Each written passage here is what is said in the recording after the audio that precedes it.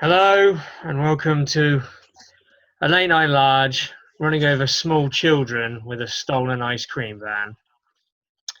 Your unexpected item in the bagging area is me, Aaron Bliss, while the cleanup in aisle 6 is Mike Large. How we doing, Mike? We're all right. Are we? We're growing dirty. Yeah, we're growing dirty. That's where we want to be, isn't it? So Right where we want to be, yeah. yeah, it's how we do. It's how we do. So It's how we. yeah, Okay. it's how we what? That is how we roll. It is. Yeah. It is how we roll. So you won't be surprised. Bro. You won't be surprised to see me looking a little bit tired, as I often do. But of course, there's a good reason for looking tired this week, as we should be well aware. Mike, what? Give me some opening comments on the hellish weather over the last few days. Well, I mean, so we've just had, as we record this, actually, there's just been a little thunderstorm. Part and parcel, I guess, of the. I mean, hellish is a really good way to describe it. There's just the relentlessly warm temperatures that we've been. Oh, Jesus, I parked my car right, maybe 15 meters from work. Right. And by the time I'd left that air-conditioned environment, walked to my car, and I don't need any fucking comments. It wasn't the walk-in before anyone fucking pipes up, wankers. Yeah. Before I got to my car, there were actual beads of sweat. Wow. I was sweating so fucking hot. I mean, what I don't want to do though, I don't want to be that guy. I don't want to be that guy like most other English people. You can't fucking win though, can you? Like piss and whinge about the rain and the cold, and then you get some good weather and they piss and whinge about that as well. But it has been warm, isn't it? Yeah. Wow. Yeah. No, there's some good opening thoughts, Mike. So to contextualize this is pretty unprecedented, even for this country, which has a history of very unusual weather patterns.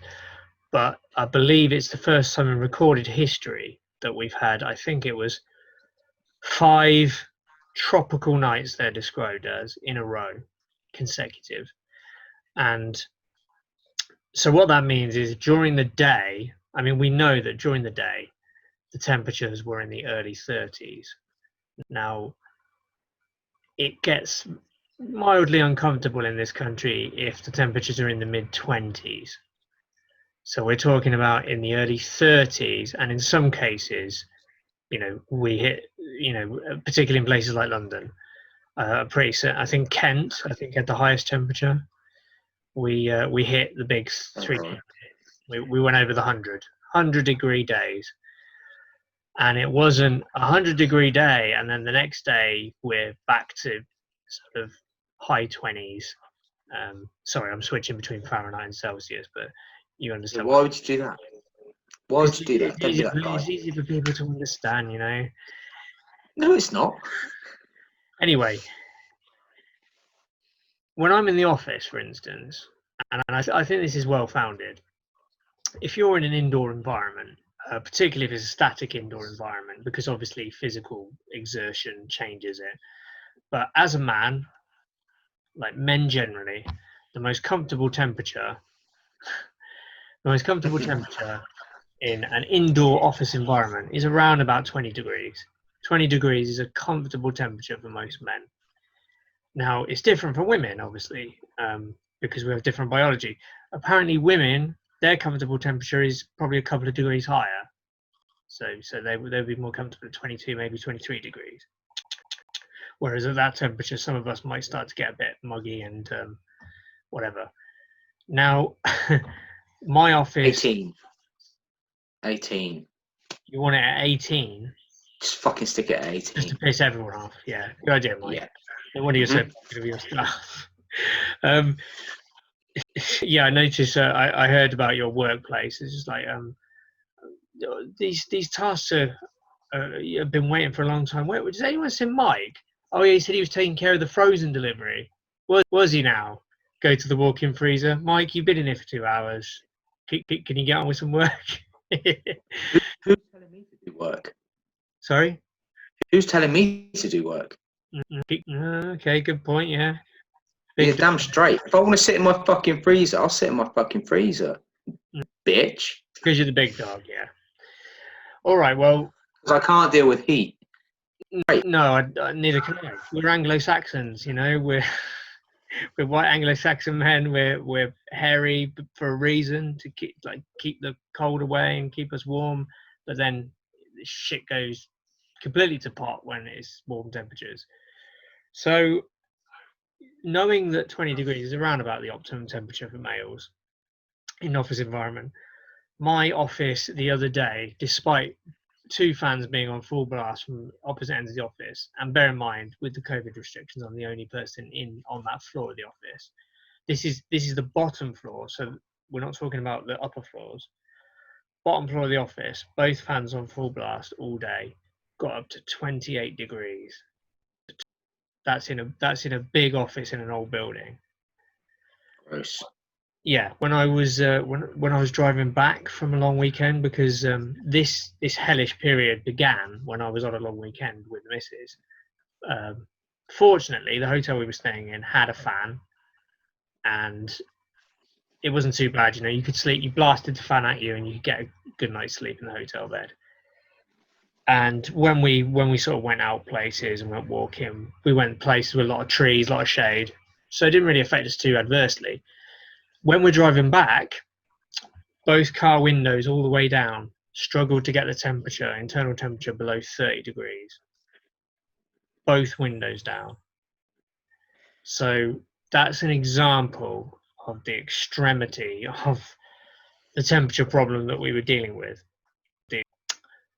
And Mike, of course, the worst thing about this is people will say during the day, well, you know, some people it's going to be horrible. Other people, you know, you go into a walk-in freezer. If you're in an office, you turn on the air conditioning, the fans, splash some water on your face, whatever. If you're outside, you stay in the shade, you go under trees, whatever. Of course, the thing that you can't escape is the need to sleep. And I think, I don't know about you, that was the biggest problem. I think for a lot of people, that was the worst problem. And you realise just how much. I think a lot of people had a bit of a wake-up call, pun intended, where they had been complaining about. Thank you. They've been complaining, obviously, about British summer. When are we going to get some sunshine? Want some hot weather? You know, want to wear the bikini, get down to the beach, whatever. And then suddenly it's like, here's your hot weather. Oh, by the way, we're all waiting for you to wear a bikini. We all want you in a bikini. We'll see. We'll do a screen share a little bit later, and I can. Oh. But of course, tropical nights are defined as when the temperature does not drop below 20 degrees at night, because everyone likes a hot day, but that's presuming that the temperature drops enough so it's nice and cool in time to totter off to bed with your sunburn or whatever. When we're talking about the temperature not going below 20 degrees, and particularly when there's rarely a breeze in sight, I know some people probably threw their windows open all night. I had my fan on absolute full blast. I tried every trick in the book. What do you think, Mike? How did you sleep? Because I'm really interested to hear this. I didn't. So there's two kind of points here, I feel like. Right. So obviously, the heat during the day, right? You've got you see why a lot of countries, especially warmer countries, have siestas. Yeah. Makes sense because you just want to fucking sleep. But at night, I can't. It's so uncomfortable. I was there, right, and then enjoy picturing this, by the way, because I know you will. Dear God. I'm there, stark bollock naked, on top of my bed, nothing on me, fan blowing up my ass, and God. absolutely like I'm still there, like tossing into like 'cause I'm so hot still, too warm, too warm. Can't do it. I mean,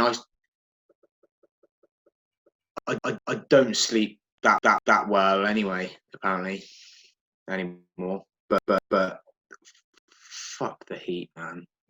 Well, first of all, do it. Mike, that should have come with a fucking trigger warning, by the way.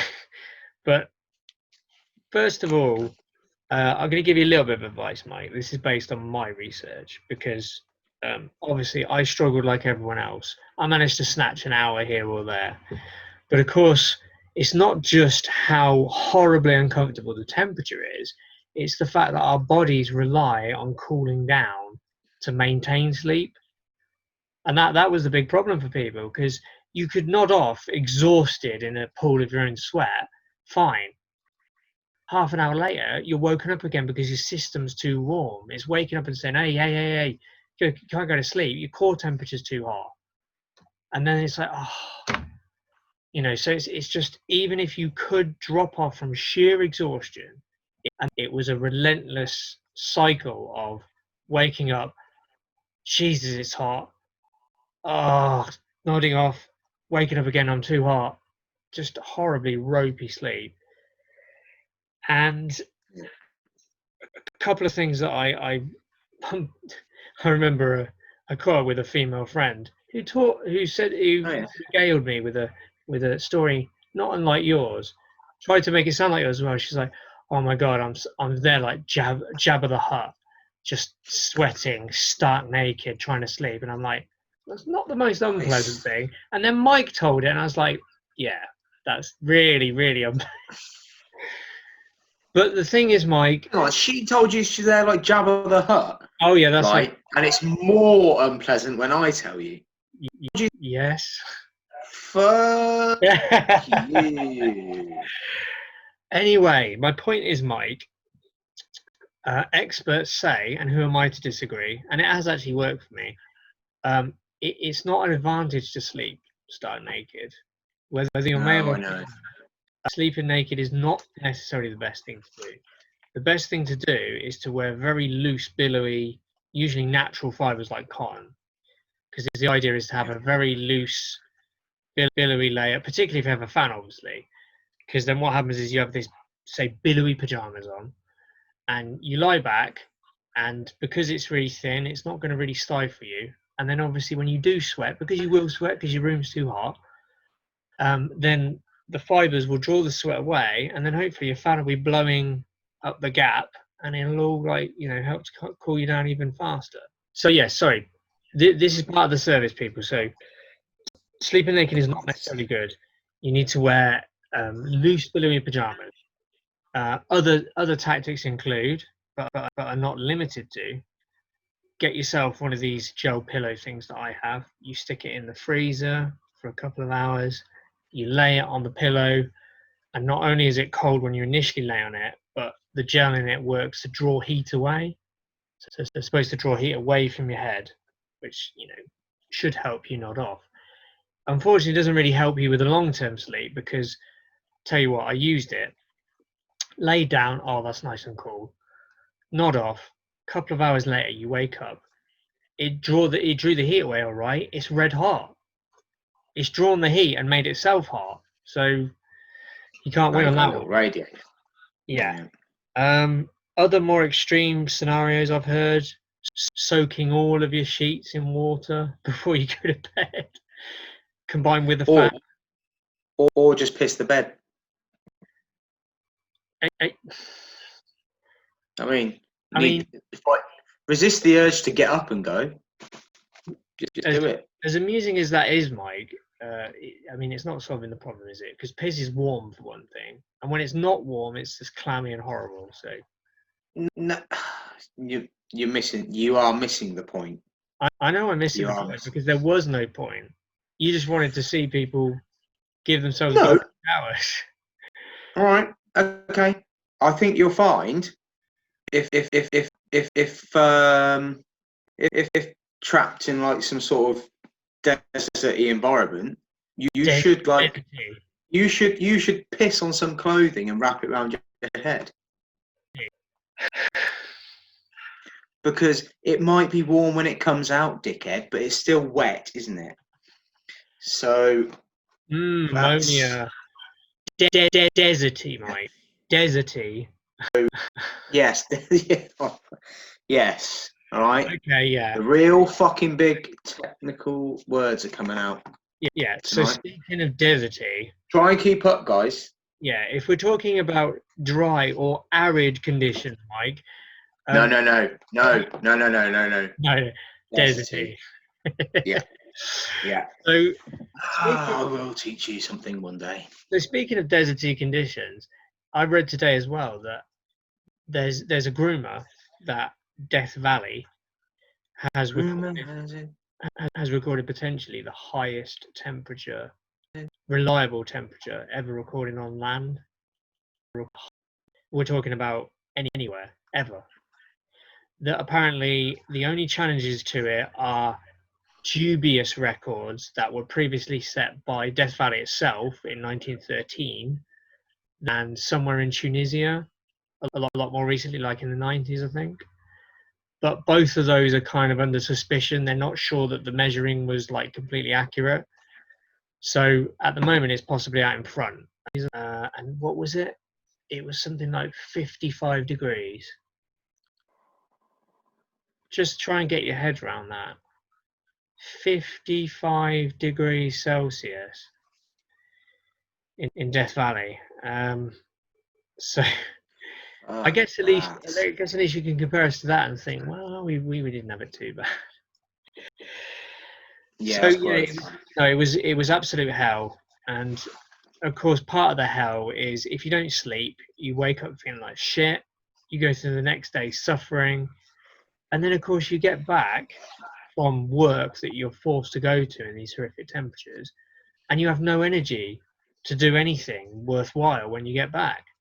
So it's like your whole life is just put on hold for that period of time. You know, I don't know about you. I know, Mike, you like to think of yourself as a bit of a gym bro. I don't know, are the gyms open? Yes. They are open. Did you go to the gyms on these nights? No. No. Why would you? No. It's a ridiculous time to work out. So again, that's almost an entire week where you couldn't do anything active. All you're trying to do is you spend all your energy just trying to keep yourself cool. But there you go. I don't know. Have we talked enough about the horrendous temperatures? Because I feel like we've done that. We've covered that. We're done. Yeah, with that. I'm getting hot just thinking about it. Yeah. No. You think I'll join you, Mike? Cheers. Cheers. So, although that wasn't directly related to lockdown, obviously, it's happened during lockdown. So it's something we've all had to suffer through, and hopefully we've seen the last of it. We'll expect to see summer temperatures. You know, it's been a bit toasty 1 or 2 days since, but please God, do not let the nights be as torturous as that anymore. Do what I can. Climate change, of course, we might have to rethink everything because these could get a lot more common. And as you said, there was an electrical storm earlier. You know, since the heatwave ended, it's like we've had a seemingly endless runs of electrical storms as well. And in fact, do you know the other week, I think Thursday last week, I was invited to play five-a-side football. And by the way, the last 3 days I felt like I've been hit by a truck. Everything hurts, but that's not the point. It was raining relentlessly while I played football. Right, soaked to the skin, still wasn't remotely chilly. Like it wasn't quite the level of the Amazon, but yeah, it felt almost like you were in a rainforest. But no, what I was going to say is someone who turned up to the football said, was like talking about, oh, yeah, God, I got caught 2 hours we were caught on the M25. And I sort of overheard, I was like, what's all this about? Went back and checked the news. I don't know if you've seen these pictures. Have you? M25. No. M25. What was it? The Thursday last week, the M25 was closed for 2 junctions, had a flash flood. There were photographs of cars. The flood water was coming up to bonnet level. Fucking hell. Yeah, that is what you call extreme weather.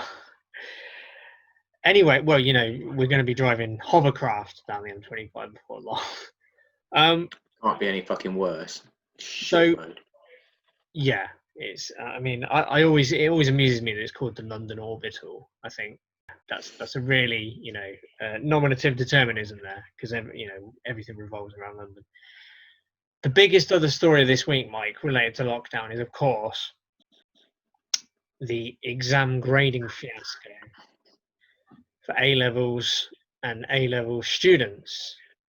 Now, of course, the pandemic has meant that physical invigilation of exams could not take place, presumably for having you couldn't have a situation where people were adequately socially distanced, etc., etc., etc. So instead, there had to be another system. Now, there's a few different ways of doing this. I don't know how much you know about it, Mike, but the bottom line, the short version is that there were different systems according to which schools you went to. Effectively, private schools were allowed to use teachers' predicted grades, whereas state schools and colleges used an algorithm that apparently generated a grade for them. Now, I think in the vast majority of cases, this was a small downgrade. In a small minority of cases, it was a very big downgrade by 2 grades or more. Yeah. And the most troubling aspect of this algorithm, which I can never figure out whether the algorithm was applied everywhere or it was only applied to state schools. I think it might have been applied everywhere, because the thing was, the way the algorithm worked is that the grades would be more closer to the teacher's predicted grades the smaller the class size. And of course, which schools have small class sizes? Private schools, because they can afford to have small class sizes. So in that way, effectively, it became like class war. It was like the richest parents. But that's fucking stupid. Yes, Mike. That's what people have been saying the last 3 days. So this is what has caused an outrage. So you got some, and you know, again, the class war element. You come to the fact that most state schools have? The majority of working class kids. Who's most likely to have the largest class sizes? Working class kids. If anything, it should go the other way. Because if you go to a state school and you're predicted an A in maths, right? Mm-hmm. You're predicted an A despite the fact you've been in bigger class sizes. Yeah.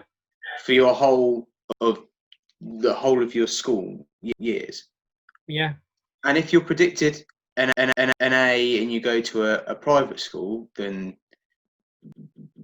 great. But surely, I mean, to be predicted an A with a worse level of education, surely you have to be brighter. Well, one might suggest if you had your hand held less and you're still predicted to achieve the same as someone born with a silver spoon, then are you not naturally more intelligent than that person? Or certainly you're not less intelligent, are you? Yeah. Well, I think the implication is clear there, isn't it?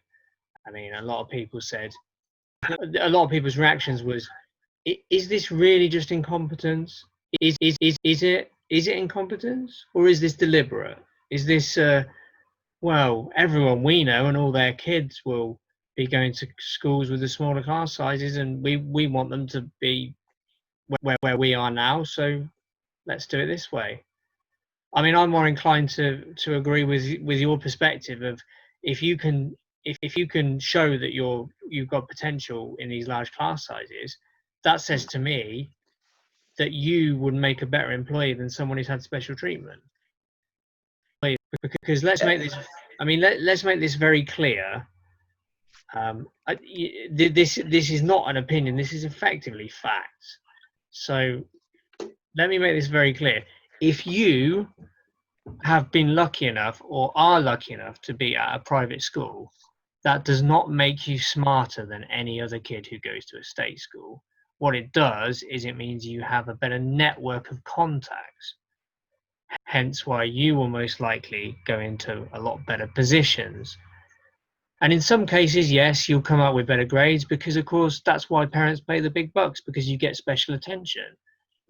Smaller class sizes, more teacher contact, better, more stable environment, all the advantages that you could hope to get at state school, but guaranteed at a private school. And the argument is, if you didn't do better at a private school, then why the hell are your parents paying those fees? Yeah.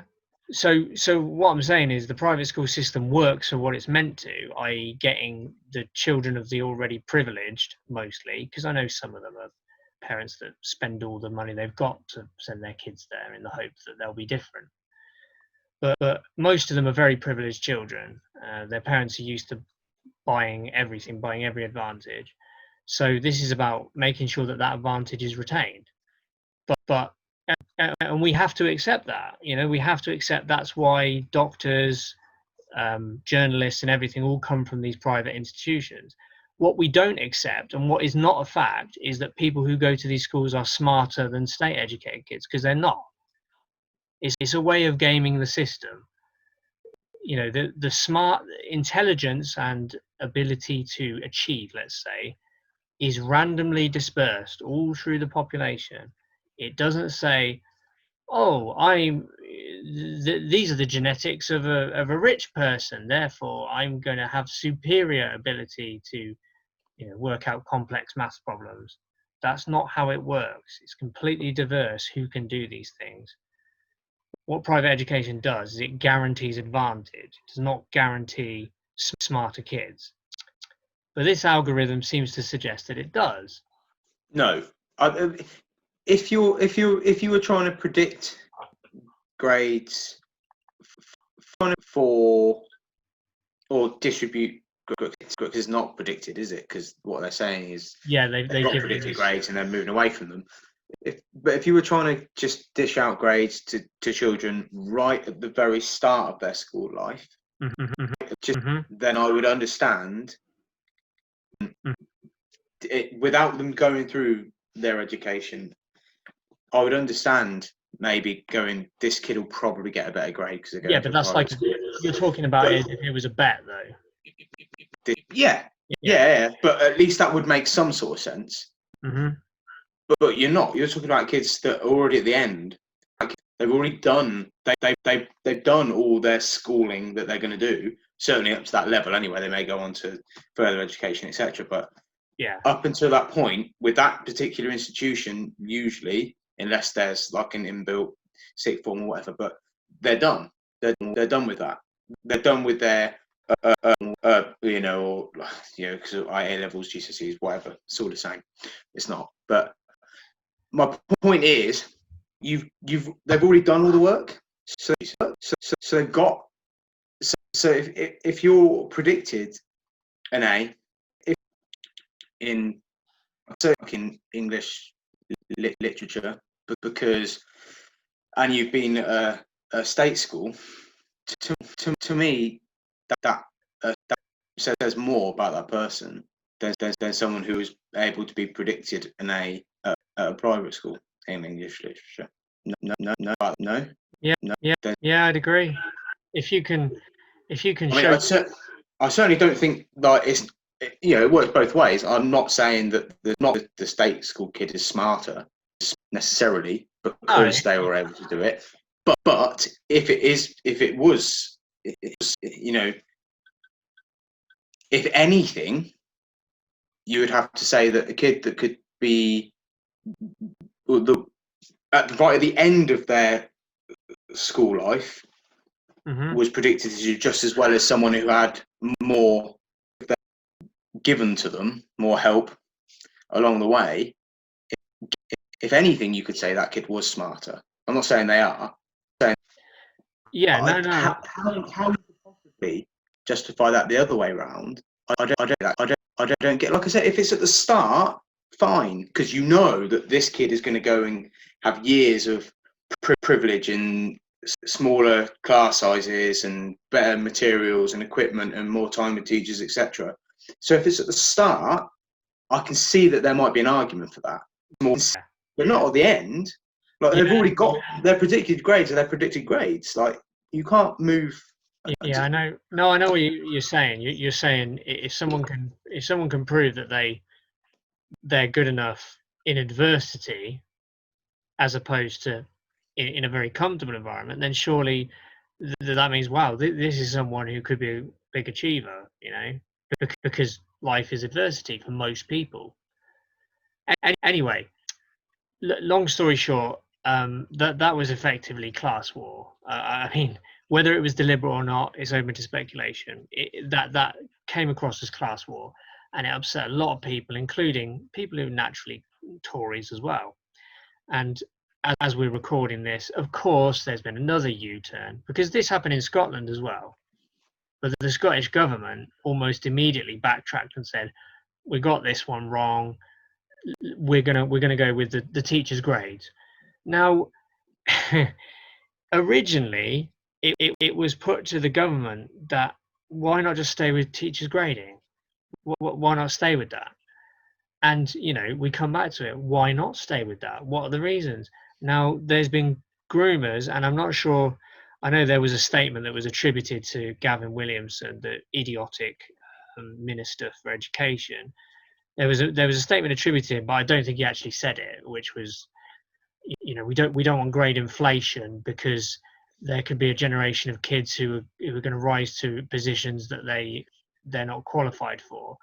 And you just shook your head like you could be describing yourself there, but I don't think he actually said it. I think people attributed to him because they thought that was the motivation. Like that seemed like what it was about. It was like protect the privilege of the kids who are getting the advantages anyway. Make sure the working class kids and the lower middle classes are kept down. But anyway, it caused such a scandal again that it's another massive U-turn, and it does beg the question as to, does this government have a Scooby what the hell they're doing, or are they literally taking the piss with every decision to see how much is this going to upset people? Is it going to be just enough so we can just let it pass by, the rage like wash over us, and then we'll just ignore it and plow on because it benefits our donors or our voters or whoever? You have to ask that question, because there's been so many occasions when this has happened. Another argument I heard, Mike, was that they saw the Scottish government U-turned, and then they literally start playing politics. Oh, well, we don't want a U-turn because then that'll make it look like we were copying the Scottish government. It's like, this isn't a fucking football match. You're supposed to be governing the country properly. You're not supposed to be trying to show people up. And this has been the problem with the pandemic as well. I've heard comments about the pandemic where decisions don't get made. So like, oh no, that'll make Nicola Sturgeon look good. It does beg a belief, like how things are going at the minute. And of course, Mike, one more thing that we should get through, because anyway, that decision has now been overturned, which we knew it would. So the government has been humiliated yet again. So they're now going to go back to saying, oh, teachers' grades are fine, which must be difficult for them to swallow, since most of this pandemic period they've been like bad mouthing teachers in the press and saying, oh, they're gutless wonders. They're not allowing schools to reopen just to make us look bad, etc. But it's all been overturned. So who knows if people will forget this or not. But before we go, Mike, another big story, of course, because I think this was announced since we were last recording the show. It's now been confirmed that the economy contracted, I think, over 20% again last quarter, which officially puts us, I think I'm right in saying, the deepest recession since the Second World War. Any thoughts? Other than this is going to hurt? Well, yeah. I mean, the only... well, we know it's going to hurt, don't we? We know it's going to hurt, but at least we knew it was coming, I guess. Like, not that it's made the blindest bit of fucking difference, or that it will make a difference, but at least it's not news to us. I like that optimism, Mike. You got to the stage where, well, there's very little else. Do you know what I mean? There's very little else to be optimistic about. Certainly not about how else can you be optimistic about a recession? No, it's do you know what? I think the saddest thing about this recession is, by the way, I'm in a position, and this is a very rare position. I'm in the position of a lot of Tory voters right now because I'm an all right Jack. Because I'm fine. I've kept my job. I had no danger of losing it. I'm going forward okay. People I know are not fine. You know, my brother doesn't know whether he'll still have a job. You know, my partner's going to really struggle with the job market. Even people I know who are in more privileged position than my close friends lost their jobs. These are people who have to pay mortgage and raising families, and we're talking about potentially 5 or 6 million unemployed by Christmas. You know, the way things are going. Merry Christmas. Merry Christmas. And of course, we are still heading towards a no-deal Brexit. No, we are. I mean, I know people treat that almost as a joke or an afterthought. We're talking food and medicine shortages amongst everything else. I mean, it is staggering. It's absolutely staggering that we're talking about a situation like this. You think a pandemic, record deaths, worst recession in living memory. These are terrible things. Climate change, horrendous, can't sleep, terrible temperatures, awful weather, intermittent thunderstorms and tropical nights. These are all these aren't minor gripes. These make life miserable for a lot of people. And then you say, oh, well, at least 2020 will be over. And then we've got a no-deal Brexit. You couldn't write... you just couldn't write this situation. It's so bad. But all we can do, Mike, is try and make people laugh and provide our own unique social commentary on it, because we're all still here and we can all still try and help each other out, lend each other a hand, keep each other's heads above water, that kind of thing. Yeah. Or drown each other. Fuck it, it's every man for themselves. Put his head down. Every man for themselves. Fuck the rest of you. You never know, because obviously, depending on whether we've had it confirmed whether there's a no-deal Brexit or not, because that will be confirmed by October, by the way. Whether or not that happens, so obviously that could be terrible. But maybe something gets cobbled together that prevents an absolute catastrophe. Of course, November we'll know if Donald Trump potentially gets re-elected. So, lots to look forward to. God, whoever thought the 2020s would be quite so exciting, eh? Yeah, anything to add, Mike? Yeah. No, on that bombshell.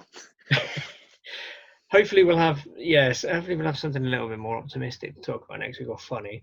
But in the meantime, we'll try something. Yeah, we'll try and make something up like Johnson does. But have a nice week. Try and have a nice week. We'll grow you. We'll hopefully grow you next week. But late and large will never die. We'll be back at some stage. And until next time, stay safe, people.